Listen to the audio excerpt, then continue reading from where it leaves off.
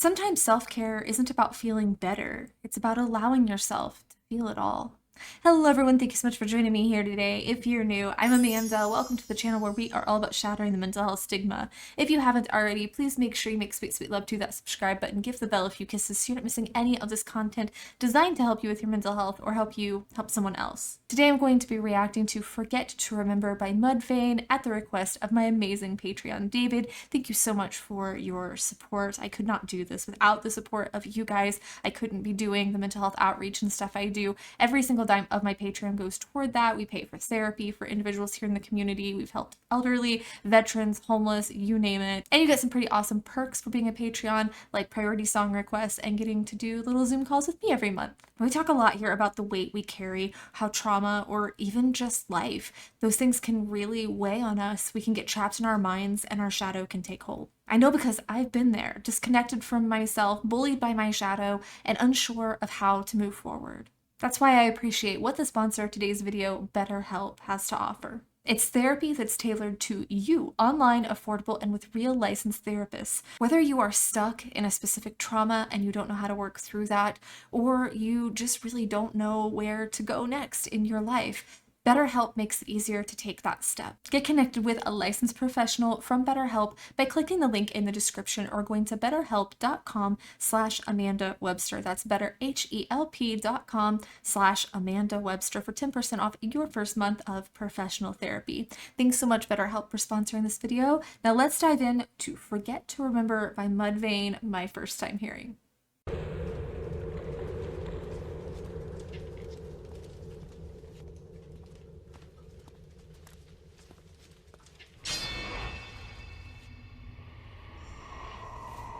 Well, that's not creepy or anything.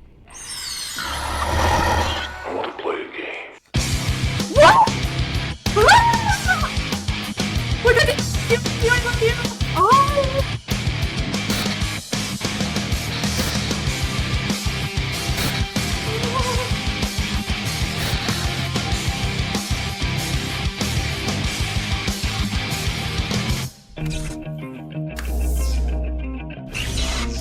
Oh, that's not good.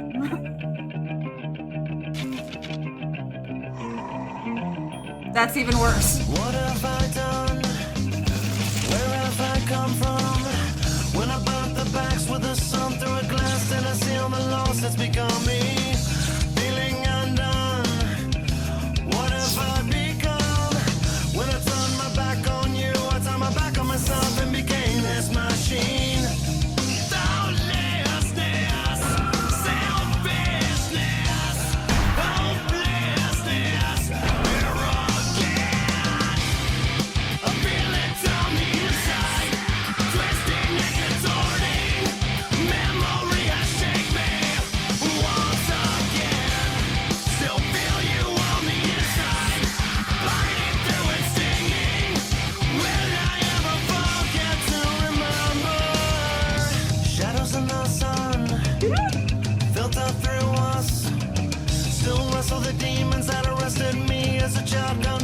Rejected, we grow up to give up.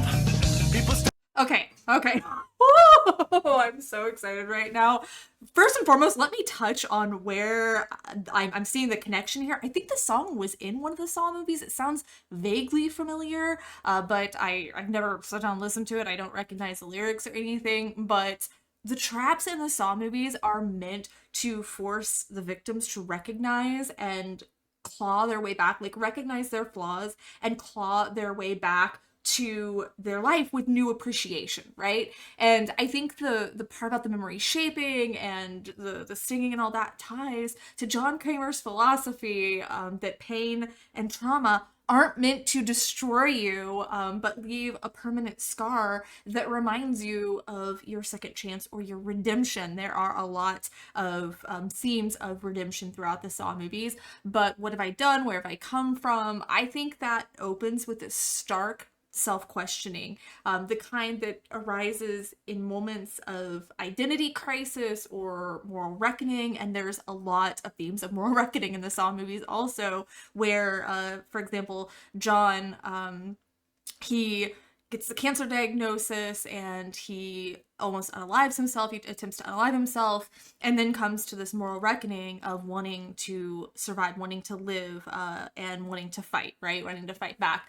When I burnt the backs with the sun through a glass, that evokes imagery of a magnifying glass and fire. Honestly, it evokes imagery of Sid from Toy Story, like burning the toys and stuff. But I think that suggests a moment of concentrated harm that can't be undone. I think this is acknowledging this pivotal decision or event that permanently altered sense of self, which again makes perfect sense to the story of John Kramer to Saw. That makes perfect sense just based even on what I just mentioned. Seal the loss, I think, implies accepting damage as part of the identity. So John has to accept, I have this cancer diagnosis. What do I do with it? It's a core feature of trauma integration. But here in the song, it feels more like resignation than peace, which I suppose, you know, John had to come to at some point, resigning. I'm not able to get this treatment. I'm not able to fight back against the cancer. So the most I can do is hope to help other people appreciate their lives in some really weird, twisted life coaching method that I do not endorse, by the way. But shadows in the sun filter through us. I think that suggests that even in moments of light, even in moments of warmth, this darkness still seeps in. So there's still the shadow part of us that still seeps in, still wrestle with the demons that arrested me as a child. I think that makes the trauma origin explicit. Early life harm that remains unresolved, it continues to shape adult functioning in many ways. And that, as far as we know so far with the Saw stories, doesn't really resonate with that storyline. But I'm curious if this is personal to the singer, if this is personal to him, if he had child trauma. I really like getting to know more about the artists that I'm reacting to, and I always go in blind, so I don't do a lot of background research. And while I have reacted to Mudvane, and like I said, I figured out what Mudvane means, I didn't learn a lot about the backstory of the singer, so I would like to know more about that, guys. Up on the cracks for wounds on paid back through the words of surrender. Ugh, I hate that one. Empty. Oh no, don't have the needle pit. No needle pit.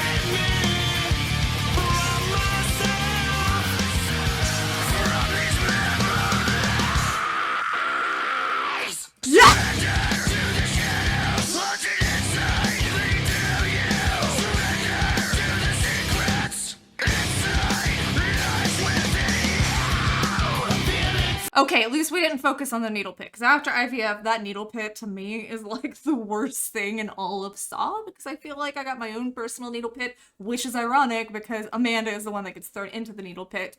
But we grow up to give up. Holy cow, that conveys a worldview where adulthood is synonymous with surrender. And again, not the peaceful kind of surrender, but the abandonment of hope. And this line, I think, sets a really fatalistic tone for this song, that aspiration and innocence and all that are eventually eroded by life's pressures. And I know a lot of us can relate to that. I sure can, where you really long for that innocence.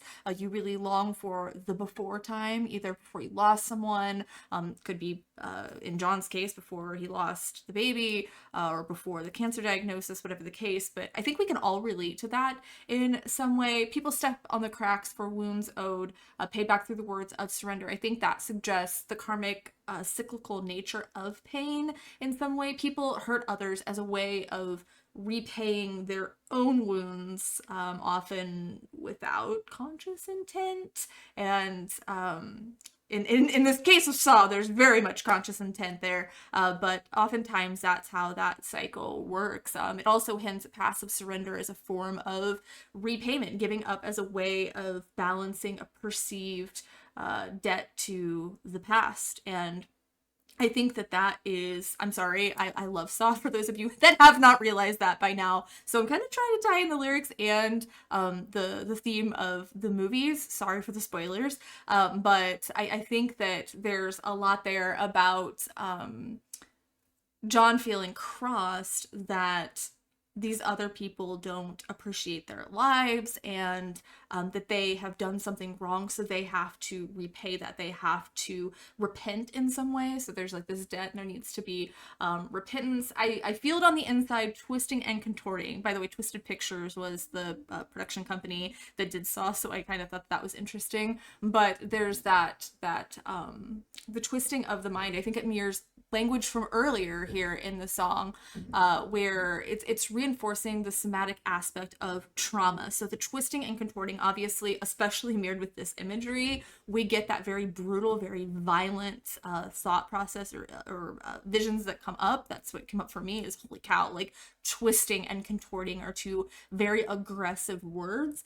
And I think that's the somatic aspect of trauma, where it becomes physical. It can start mental, but it will become physical, and you'll start having physical reactions to that, where it can feel like torture. It can feel like you're in a trap. I've compared my trauma to Saw traps more times than I can even count. I think that this is consistent with the way the body remembers in ways the mind can't easily escape. Does that make sense? I think that the begging to be saved, obviously when you're in a life or death situation, be it in your own mind or in a Saw trap, when you're in that life or death situation, that begging to be saved is what arises when other strategies have failed, when we have tried to self-soothe, when we've tried to get out of the trap ourselves, when we've tried to heal ourselves, and that has failed. We start either internally or externally begging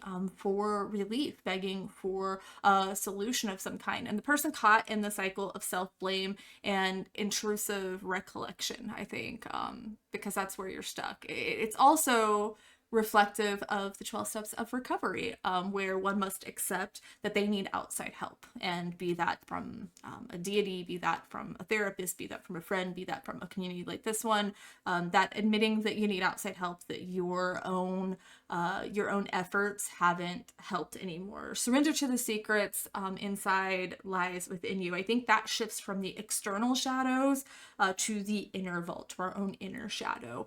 The idea of the most dangerous hauntings are the ones hidden from others, the ones that are inside ourselves. And I think that this secrecy is really what maintains trauma loops. And I know that I have ruffled some feathers, like when I did the reaction to Dax to be a man, in saying that when we hide our trauma, when we hide and bottle up our emotions and our struggles, that only makes it hard. That only flames that only fans the flames, that only makes your shadow bigger and scarier, and eventually it will be able to push through that barrier and get out, because what remains unspoken remains unprocessed.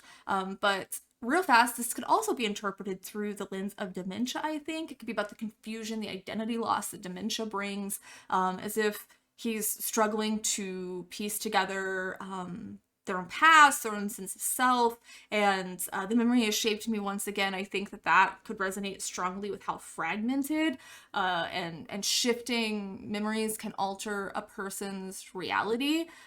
Still feel you're on the inside, will I ever forget to remember, could reflect the painful experience of clinging to the connections with loved ones and desperately trying to hold on to your memories and recognition. So that's another way that could be interpreted, I think. The anger.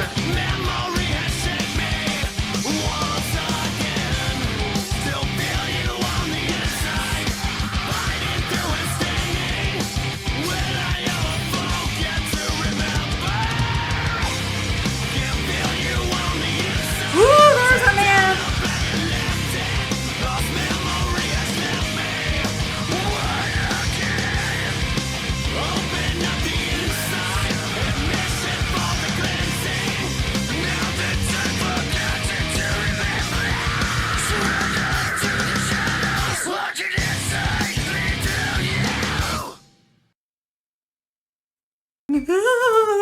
amazing. Oh, I needed that. I always need Saw energy. How has nobody shown me this? How has nobody shared this video with me?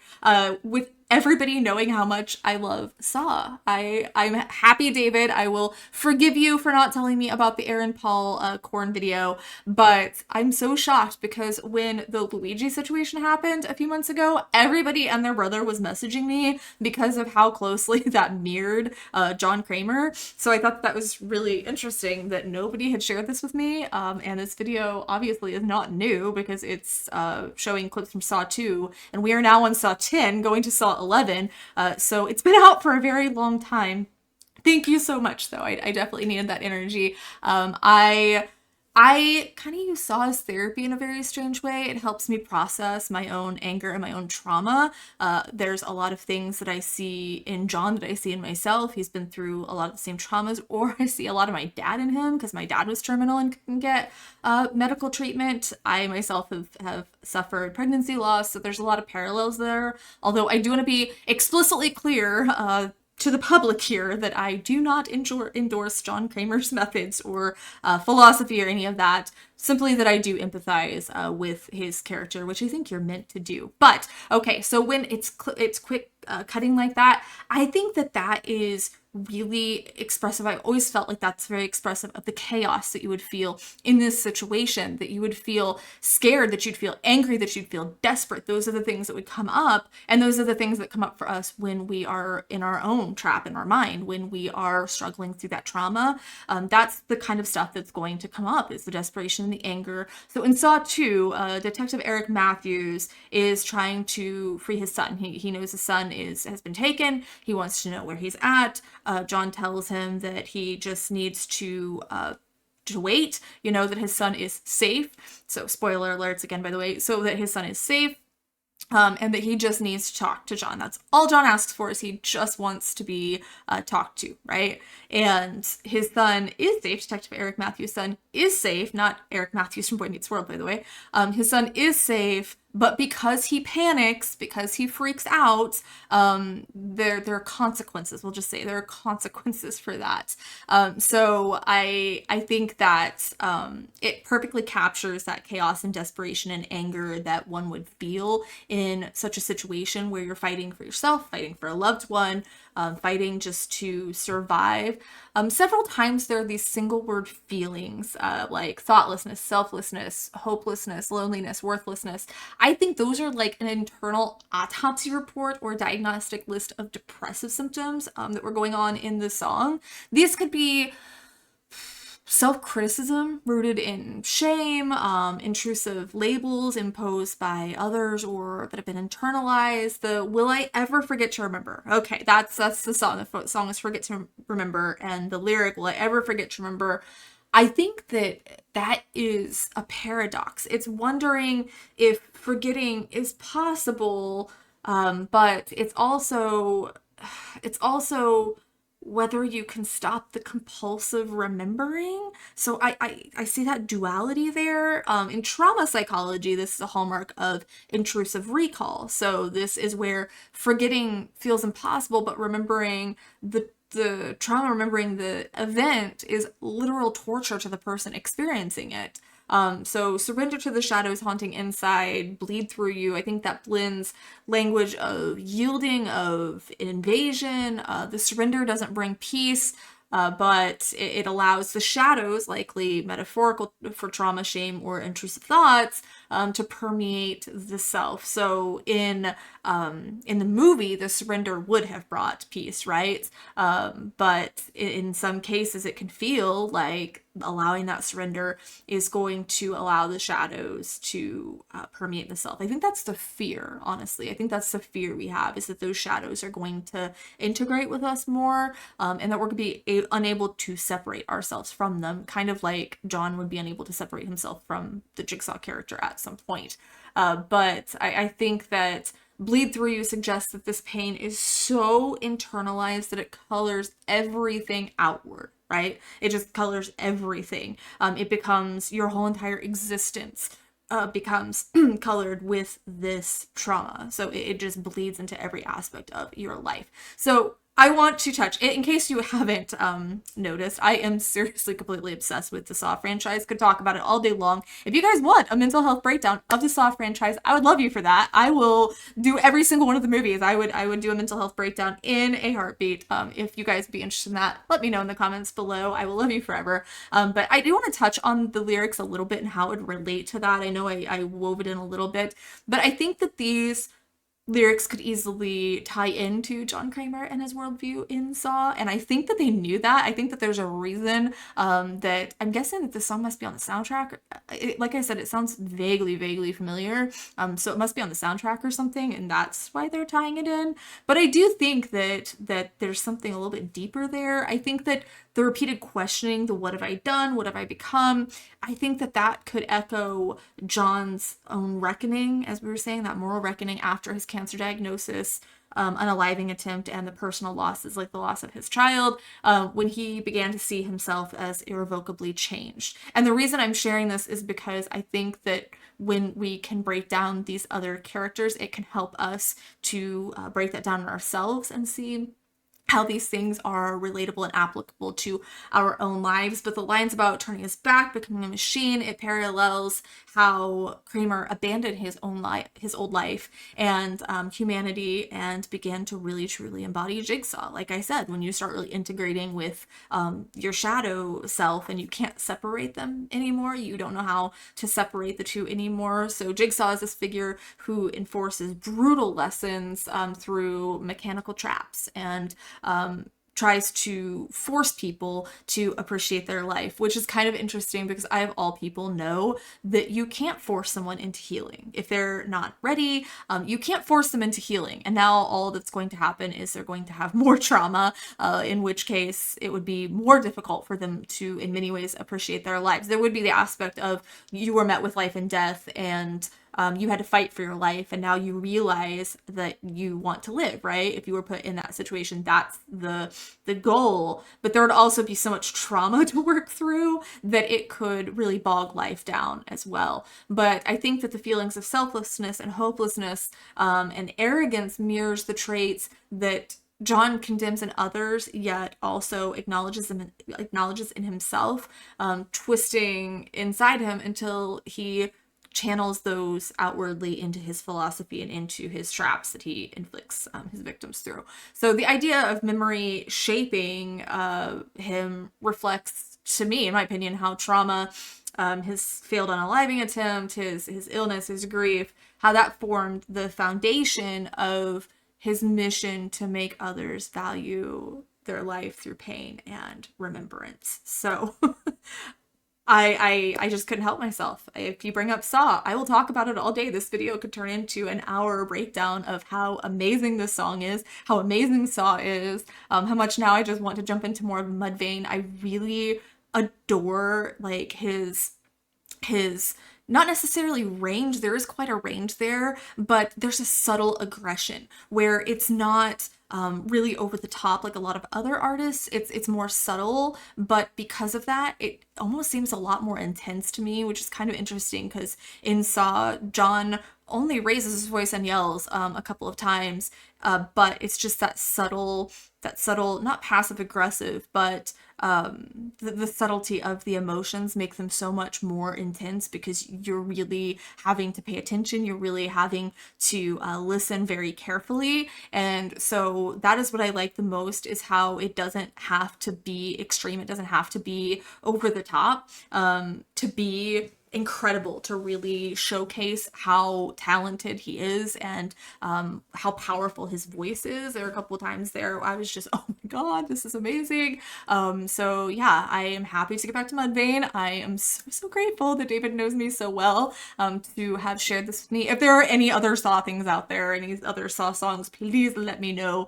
I did not know this going in, obviously, so he was just, I didn't want you to be mad at me because when the Thoughtless, the Corin reaction had gotten requested, Aaron Paul was in that, and I'm a big Breaking Bad fan, was totally in love with Jesse. So David, who's big here also in the community, was, yeah, I'm so sorry. I didn't mean to not tell you. So in this one, when he said that, I kind of thought, okay, well, it'll be another Aaron Paul video. So I'm set up for Aaron Paul and get Saw. So it was an amazing little surprise. But I think that there is a jigsaw in all of us. I think that there is that darkness in all of us, or a Heisenberg if you want to think Breaking Bad, or a dark passenger if you want to think Dexter. There's this darkness in all of us, and there is a certain level that we have to integrate. But if we go overboard and we integrate too much, and we really embrace that too much, then we can lean into that and kind of forget who we really are on the inside and start acting accordingly of that darkness, of that shadow. We start acting in a way that would align with those values instead of our own, and that can lead to a lot of destruction, a lot of pain, a lot of suffering. So let me know what you guys thought, either about the song, about the lyrics, about Saw. I'm really excited to have this conversation, so I will be in the comments below engaging with you guys on this one, because like I said, one of my favorite pastimes is talking about Saw, and I am growing to really love Mudvayne, so this should be fun. As always, make sure you're sharing your mental health stories here in the comments, good, bad, and crazy. That's how we shatter the mental health stigma, is by talking about it. Give this video a thumbs up, share it. You never know who might need to see it. I love you guys so much, and I will see you soon. Mwah.